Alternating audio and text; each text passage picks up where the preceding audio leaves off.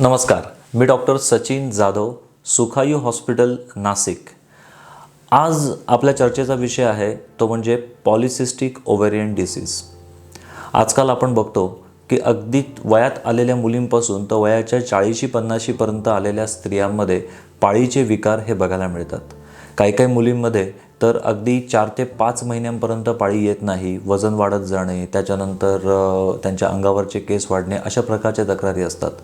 मुळात या आजाराकडे दुर्लक्ष केलं जातं सुरुवातीला आणि इथेच खरी चूक होते। हा आजार लवकरात लवकर आपल्या जर लक्षात आला तर त्यामुळे आपण खूप लवकर या आजारावरती आपण ट्रीटमेंट व्यवस्थित करू शकतो पाहिजे। मुळात पॉलिसिस्टिक ओव्हेरियन डिसीज याला पॉलिसिस्टिक ओव्हेरियन सिंड्रोम असं आजकाल म्हटलं जातं। मुळात मला हे सगळं एक्सप्लेन करण्यापूर्वी तुम्ही या इमेजमध्ये बघू शकताय की स्त्रीचं गर्भाशय, त्यानंतर गर्भाशयाच्या बाजूला असलेल्या बीजवाही नलिका म्हणजे फॅलोपियन ट्यूब्स आणि त्याच्यानंतर असलेलं बीजांड किंवा बीजाशय, या बीजाशयालाच ओव्हरीज असं म्हणतात। तर हा पॉलिसिस्टिक ओव्हेरियन डिसीज आहे। सिस्ट म्हणजे गाठ, म्हणजे पाण्याचा फुगा किंवा पाण्याची गाठ ज्याप्रमाणे असते त्याप्रमाणे या बीजांडामध्ये जर गाठी निर्माण झाल्या आणि त्यामुळे बीज निर्माण होणारा किंवा बीज निर्माण जरी झालं तरी सुद्धा बीज फुटण्याला जर अडचणी निर्माण झाल्या तर त्याला पॉलिसिस्टिक ओव्हेरियन डिसीज असं म्हणतात। मुळात हा हॉर्मोनल इम्बॅलन्समुळे होणारा आजार आहे। हॉर्मोन्स म्हणजे काय, तर आपल्या शरीरामध्ये काही अंतःस्रावी ग्रंथी आहेत। आपल्या पिट्युटरी ग्लँड जी आपल्या मेंदूमध्ये स्थित आहे तिथपासून तर आपल्या बीजाशयापर्यंत अनेक अंतःस्रावी ग्रंथी आहेत। या सर्व अंतःस्रावी ग्रंथींचं जे कार्य आहे हे हार्मनीमध्ये म्हणजे एकमेकांना हातात हात घालून चालू असतं। त्यापैकी एक जरी हॉर्मोन डिस्टर्ब झालं तर ते इतर हॉर्मोन्सला डिस्टर्ब करायला सुरुवात होतं आणि अशाच प्रकारे हॉर्मोनल इम्बॅलन्समुळे झालेला हा आजार आहे। बऱ्याचदा ज्या वयात आलेल्या मुली आहेत किंवा लग्नाच्या दरम्यान आमच्याकडे येतात किंवा लग्न झाल्यानंतर ते अप्रोच करतात की आता प्रेग्नन्सी राहत नाही आहे आणि त्यावेळेस मग लक्षात येतं की या मुलीला तर पॉलिसिस्टिक ओव्हेरियन डिसीज आहे। तर मग पॉलिसिस्टिक ओव्हेरियन डिसीज ह्याची लक्षणं जितक्या लवकर आपल्या लक्षात येतील तेवढं आपण लवकर पेशंटला ट्रीट करू शकतो। मग ही लक्षणं काय ते आता आपण जाणून घेऊयात। सर्वात महत्त्वाचं पहिलं लक्षण म्हणजे विनाकारण वजन वाढत जाणं, पोटाचा घेर वाढत जातो, छातीचा आकार वाढल्यासारखा होतो आणि रुग्ण सांगतो की माझा आहार तर खूप कमी आहे पण तरीसुद्धा मी खाल्लेलं माझ्या अंगी लागतं आणि माझं पटापट वजन वाढत चाललेलं आहे। ते वजन इतकं की अगदी महिन्याला 8-8, 9-9 किलोपर्यंत वजन वाढलेलं आम्ही बघितलेले आहेत। दुसरा महत्त्वाचा सिम्पटम किंवा दुसरं महत्त्वाचं एक आपल्याला लक्षण बघायला मिळतं ते म्हणजे अनियमित मासिक पाळीचा स्त्राव। म्हणजे कधीकधी अगदी महिन्यातून 2-3 वेळासुद्धा पाळी येऊ शकते किंवा जास्तीत जास्त केसेसमध्ये तर असं बघतो की 3 ते 4 महिन्यापर्यंत डिलेड मेन्सेस म्हणजे पाळी जी आहे ती पाळी पुढे ढकलली जाते। त्यानंतर पाळीमध्ये होणारा जो रक्तस्राव आहे तो रक्तस्राव देखील कमी स्वरूपात असतो। त्यानंतर पेनफुल मेन्स्ट्रुएशन म्हणजे मासिक पाळी चालू होत असताना, रक्तस्राव होत असताना भयंकर पोटामध्ये वेदना होतात। तर पॉलिसिस्टिक ओव्हेरियन डिसीज या आजारामध्ये अशा प्रकारे पिरियड्समध्ये वेदना होणं आणि वेदना होऊनसुद्धा खूप कमी प्रमाणात मासिक पाळीचा स्त्राव होणं अशी लक्षणं असतात। त्याचप्रमाणे पेरीमेन्स्ट्रुअल हेडेक म्हणजे पिरियड्सच्या अगोदर किंवा नंतर किंवा पिरियड्सच्या दरम्यान भयंकर डोकेदुखीचा त्रास रुग्णांमध्ये बघायला मिळतो। हे एक महत्त्वाचं लक्षण आहे।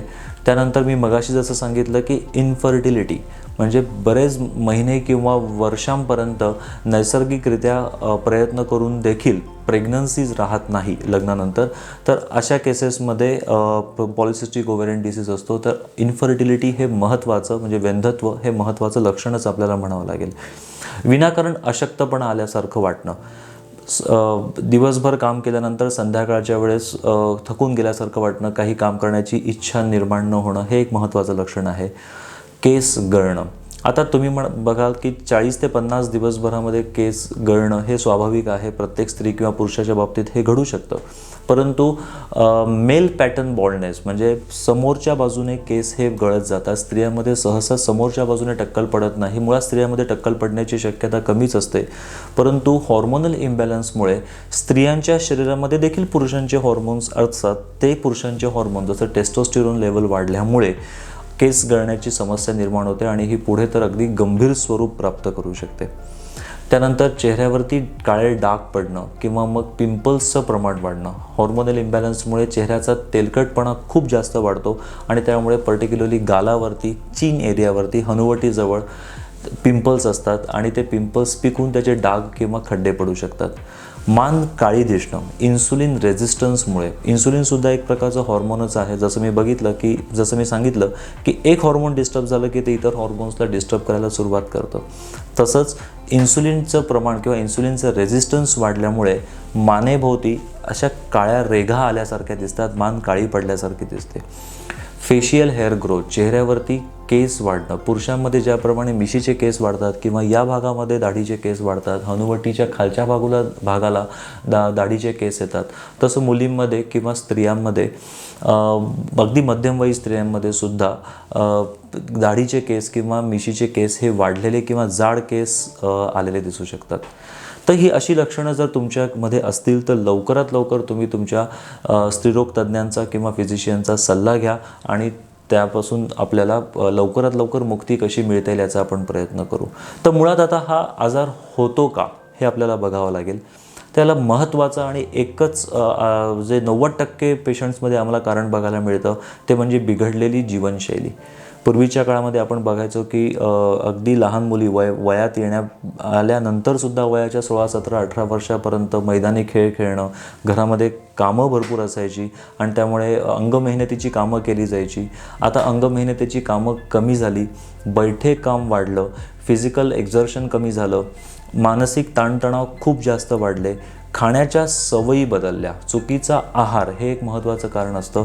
अतिमैदायुक्त पदार्थ, जंक फूड खाणं, त्याच्यानंतर पॅक्ड फूड, पॅकेज्ड फूड ज्याच्यामध्ये प्रिझर्वेटिव्ज टाकलेले आहेत, अशा प्रकारचा आहार. त्यानंतर एक महत्त्वाचं कारण म्हणजे आजकाल आपण जे दूध घेतो किंवा आपण जे भाज्या घेतो, फळं घेतो, त्यांना अक्षरशः हॉर्मोन्सचे इंजेक्शन देऊन पिकवलं जातं आणि त्याचं प्रमाण वाढवलेलं असतं. तर तेच फ्रूट्स किंवा तेच दूध जेव्हा आपल्या शरीरामध्ये जातो तेव्हा इनडायरेक्टली ते हॉर्मोन्स आपल्या शरीरामध्ये जाऊन स्त्रियांमध्ये पर्टिक्युलरली लवकर त्याचे साईड इफेक्ट्स आपल्याला बघायला मिळतात. तर ॲडल्टरेटेड म्हणजे भेसळयुक्त पदार्थ खाणं, चुकीची जीवनशैली आणि चुकीचा आहार घेणं हे एक महत्त्वाचं कारण आहे. काही केसेसमध्ये अनुवंशिकता हे कारणही बघायला मिळतं. आईला किंवा बहिणींना किंवा मावशीला जर अशा प्रकारची लक्षणं असतील, पॉलिसिस्टिक ओव्हेरियन डिसीजची जी मी वर सांगितली लक्षणं, तशी लक्षणं असतील तर त्या घरातल्या मुलींना देखील असा आजार होण्याची शक्यता असते. तर आता या पॉलिसिस्टिक ओव्हेरियन डिसीजचं निदान कसं करावं? तर सर्वात महत्त्वाचं म्हणजे तुम्ही डॉक्टर्सकडे गेल्यानंतर ते पहिले तुम्हाला सोनोग्राफी करायला सांगतात. अल्ट्रासाऊंड सोनोग्राफीमध्ये जसं मी मगाशी इमेजमध्ये दाखवलं की बीजाशय आहे, त्या बीजाशयामध्ये जर सिस्ट किंवा गाठी तयार झालेल्या असतील तर हा पॉलिसिस्टिक ओव्हेरियन डिसीज आहे हे सिद्ध होतं. त्याचप्रमाणे काही हॉर्मोन्सच्या टेस्ट आहेत, ल्युटिनायझिंग हॉर्मोन, त्याच्यानंतर फॉलिकल स्टिम्युलेटिंग हॉर्मोन, टेस्टोस्टिरोन, नंतर थायरॉईडची टेस्ट करून घेतली जाते. तर अशा प्रकारच्या काही हॉर्मोनल टेस्ट करून त्याच्यामध्ये काही संतुलन बिघडलेलं आहे का हे बघितलं जातं आणि त्यावरून हे कन्फर्म करण्यात येतं की आपल्याला पॉलिसिस्टिक ओव्हेरियन डिसीज आहे. मग पॉलिसिस्टिक ओव्हेरियन डिसीज टाळण्यासाठी किंवा त्यातून बाहेर पडण्यासाठी आपल्याला काय करता येईल? तर सर्वात महत्त्वाचा नियम जो वर्ल्ड हेल्थ ऑर्गनायझेशनने सुद्धा त्याला मान्यता दिलेली आहे किंवा ते इन्सिस्ट करतात की 90% पॉलिसिस्टिक ओव्हेरियन डिसीजचे जे पेशंट आहेत हे फक्त रेग्युलर एक्सरसाइजेसने बरे होतात.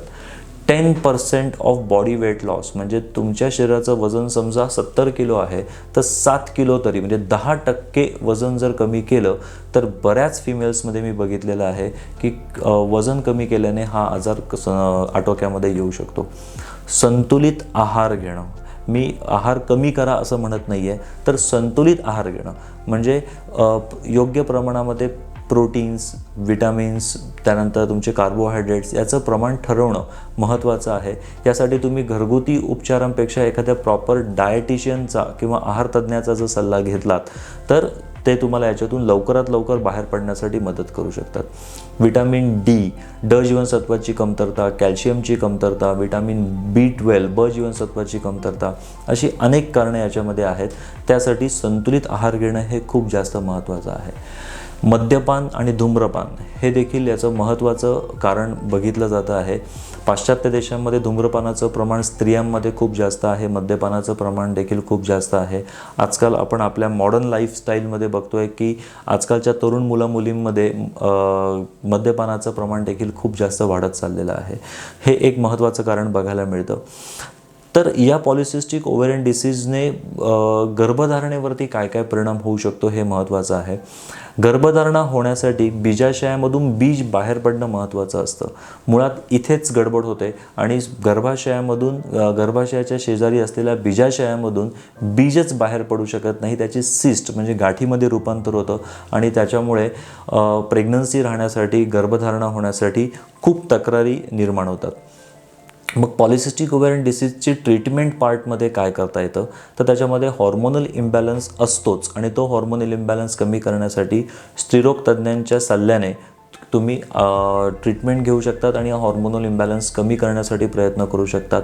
परंतु मी पुन्हा एकदा सांगेल की औषधांचा रोल हा फक्त 20 ते 25% आहे. 70 ते 75% रोल हा तुमच्या जीवनशैलीचा आहे.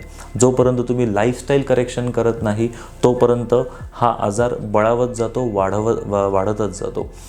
आणि आयुर्वेदिक ट्रीटमेंटने सुद्धा अतिशय चांगला फरक पडतो. आयुर्वेदामध्ये पंचकर्म शरीरशुद्धीकरण प्रक्रिया सांगितलेल्या आहेत, त्यामध्ये बस्ती उपक्रम सांगितलेला आहे. ह्या उपक्रमांचा फायदा करून घेतला आणि थोडं वेट लॉससाठी, वजन कमी करण्यासाठी जर प्रयत्न केला तर निश्चितच खूप चांगला बदल बघायला मिळतो. तर अशा पद्धतीने आज आपण पॉलिसिस्टिक ओव्हेरियन डिसीज या अत्यंत गंभीर होत चाललेल्या एका व्याधीबद्दल चर्चा केली. लवकरच आपण नवीन एका एपिसोडमध्ये नवीन दुसऱ्या आजाराबद्दल चर्चा करण्यासाठी पुन्हा भेटूयात.